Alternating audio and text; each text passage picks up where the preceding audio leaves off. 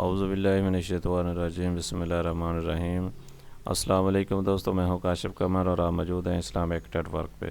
دوستو Islamic net work میں آج کے اذکار جو ہیں وہ ہیں اعلیٰ ترین اذکار کا مجموعہ ہے۔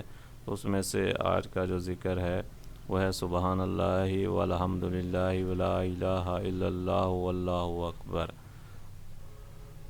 وَقُلِ الْحَمْدُ لِلَّهِ الَّذِي لَمْ يَتَّخِذْ وَلَدًا وَلَمْ يَكُنْ لَهُ شَرِيكٌ فِي الْمُلْكِ وَلَمْ يَكُنْ لَهُ وَلِيٌّ مِّنَ الذُّلِّ وَالْكِبْرِ تَكْبِيرًا۔ اور فرما دے ہر قسم کی حقیقی تعریف اس اللہ کے لیے ہے جس نے نہ کسی کو بیٹا بنایا اور نہ اسی کی بادشاہ میں کوئی شریک ہے، اور نہ وہ کمزور ہے کہ کوئی اس کی سرپرستی کرے اور اس کی خوب بڑائی کرے۔ دعا قبول ہوگی۔ سیدہ ام سلیم بیان کرتی ہیں کہ میں نے رسول اللہ صلی اللہ علیہ وسلم کو کہا کہ مجھے کوئی ایسے کلمات سکھا دیں جن کے ساتھ میں دعا کیا کروں۔ آپ صلی اللہ علیہ وسلم نے فرمایا 10 مرتبہ سبحان اللہ، الحمدللہ اور اللہ اکبر کہو، اس کے بعد اپنی ضرورت کا سوال کرو تو اللہ تعالیٰ جواب میں فرماتے ہیں کہ میں نے تیری دعا کو قبول کر لیا ہے۔ یہ توحید بھرے 4 مبارک کلمات پورے دین کا خلاصہ ہیں۔ ان مبارک کلمات کے ذریعے ایک سچا مسلمان اللہ تعالیٰ کے متعلق اپنے جذبات، احساسات اور عقائد کا اظہار کرتا ہے۔ نمبر 1، سبحان اللہ کا معنی ہے کہ اللہ تعالیٰ کی ذات، اس کی بات اور اس کا ہر فیصلہ اور حکم ہر قسم کے عیب اور ظلم سے پاک ہے۔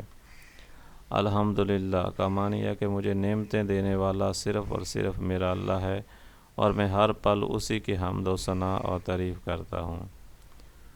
تیسرا نمبر ہے لا الہ الا اللہ کا مطلب یہ ہے کہ میری عبادت، میری محبت اور میری اطاعت کے لائق صرف میرا اللہ ہے اور وہی میرا سب کچھ ہے۔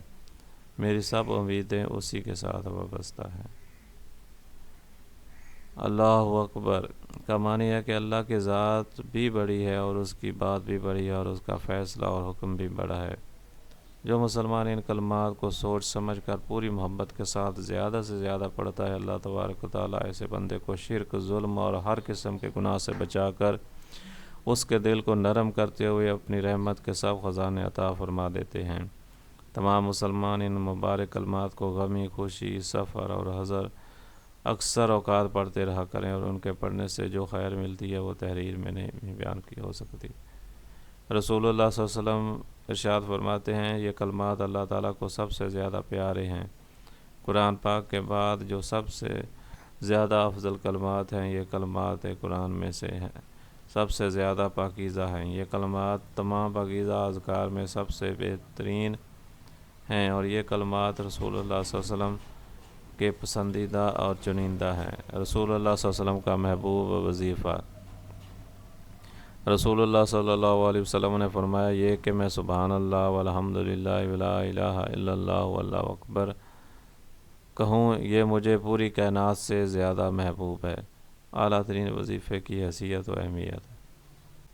ایک آدمی رسول اللہ صلی اللہ علیہ وسلم کے پاس آیا اور اس نے کہا قرآن سے کچھ بھی یاد کرنے کی طاقت نہیں رکھتا، مجھے آپ کو کلمات سکھا دیں جو اس سے مجھے کفایت کر جائیں۔ آپ صلی اللہ علیہ وسلم نے فرمایا تو سبحان اللہ والحمد للہ ولا الہ الا اللہ واللہ اکبر ولا حول ولا قوت الا باللہ العلی العظیم پڑھ لیا کر۔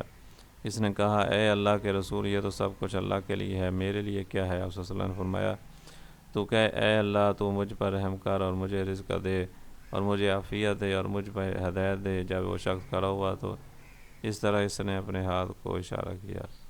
رسول اللہ صلی اللہ علیہ وسلم نے فرمایا اللہ تعالیٰ نے اس کے ہاتھ کو خیر سے بھر دیا۔ اجر و ثواب کے انبار۔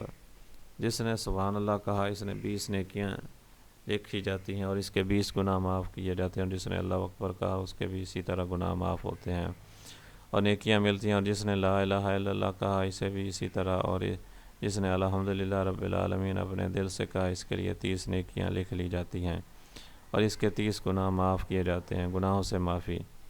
زمین پر جو بھی شخص لا الہ الا اللہ واللہ اکبر و سبحان اللہ والحمد للہ ولا حول ولا قوت الا باللہ کہتا ہے تو اس سے اس کے گناہوں کو مٹا دیا جاتا ہے، اگرچہ اس کے گناہ سمندر کی جاگ سے زیادہ ہوں۔ بلا شبہ رسول اللہ صلی اللہ علیہ وسلم ایک ایسے درخت کے پاس سے گزرے جس کے پتے خشک ہو چکے تھے۔ آپ صلی اللہ علیہ وسلم نے اس کو اپنی لاٹھی سے مارا تو اس کے پتے جھڑ گئے۔ پھر آپ صلی اللہ علیہ وسلم نے فرمایا، بلا شبہ الحمدللہ، سبحان اللہ، لا الہ الا اللہ واللہ اکبر بندوں کے گناہوں کو گرا دیتے ہیں جس طرح اس درخت کے پتے گر گئے ہیں، صدقہ و خیرات کے برابر۔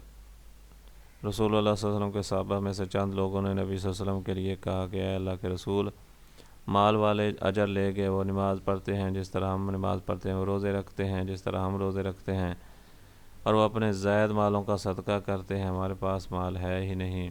آپ صلی اللہ علیہ وسلم نے فرمایا کہ اللہ تعالیٰ نے تمہارے لیے ایسی چیزیں نہیں بنائی جو تم صدقہ کر سکتے ہو۔ بلا شبہ ہر تسبیح سبحان اللہ صدقہ ہے، ہر تکبیر اللہ اکبر صدقہ ہے، اور ہر تمہید الحمدللہ صدقہ ہے، اور ہر تحلیل لا الہ الا اللہ صدقہ ہے۔ آپ صلی اللہ علیہ وسلم نے فرمایا 100 دفعہ سبحان اللہ کہہ کر یہ تیرے لیے حضرت اسماعیل علیہ السلام کی اولاد سے 100 غلام کے برابر ہے جنہیں تو آزاد کرے، اور 100 دفعہ الحمدللہ کہہ یہ تیرے لیے 100 لگام پہننے زین شدہ گھوڑوں کے برابر ہے جن کا تو اللہ کے راستے میں صدقہ کرے۔ 100 دفعہ اللہ اکبر کہا کر کے یہ تیرے لیے ہار پہنائے گئے 100 اونٹوں کے برابر ہے۔ 100 دفعہ لا الہ الا اللہ اللہ اکبر کہا کر یہ زمین و آسمان کے خلا کو اجر و ثواب سے بھر دے گا۔ رشتین اس عمل کے مقابلے میں کوئی عمل نہیں ہوگا جو آسمان کی طرف بلند ہو سوائے اس آدمی کے عمل کے جو تیری طرح کا عمل کرے۔ اللہ کے عرش کے پاس تذکرہ۔ تم لوگ جو اللہ تعالیٰ کی عظمت اور بزرگی کا ذکر کرتے ہو، تسبیح، تحلیل اور تحمید کے ذریعے وہ عرش کے ارد گرد چکر لگاتے ہیں، ان کی بنبناہٹ ایسی ہوتی ہے جیسے شہد کی مکھیوں کی بنبناہٹ۔ وہ اپنے پڑھنے والے کو اللہ کے عرش کے ارد گرد ذکر کرتے ہیں۔ کیا تم نہیں چاہتے کہ اللہ تمہارا ذکر ہوتا رہے؟ سبحان اللہ۔ ترازو میں سب سے بھاری۔ میں نے رسول اللہ صلی اللہ علیہ وسلم سے سنا، وہ فرما رہے تھے، واہ واہ یہ کلمات ترازو میں کس قدر زیادہ وزنی ہے، سبحان اللہ والحمدللہ ولا الہ الا اللہ واللہ اکبر۔ اس مسلمان کا صبر جس کا نیک بچہ فوت ہو گیا، اس ثواب کی نیت سے صبر کیا، قیامت کے دن پروٹوکول۔ بلا شبہ یہ کلمات قیامت والے دن اس حال میں آئیں گے کہ وہ پڑھنے والوں کو نجات دلانے والے ہوں گے، مومن بندے کے آگے ہونے والے ہوں گے یا درجات میں اس کو آگے کرنے والے ہوں گے، اور یہی کلمات باقی رہنے والی نیکیاں ہیں۔ اللہ اکبر۔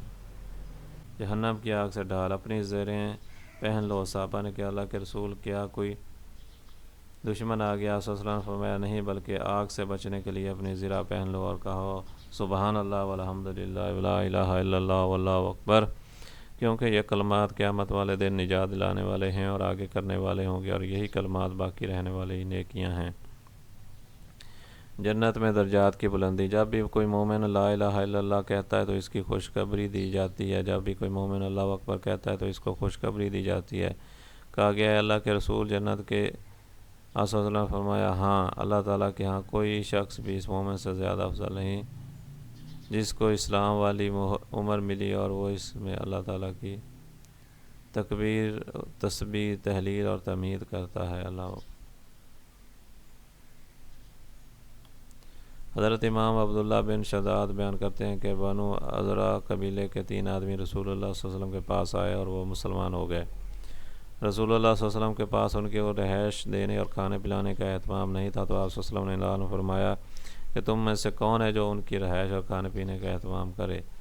حضرت طلحہ نے کہا، اللہ کے رسول یہ شہادت میں لیتا ہوں۔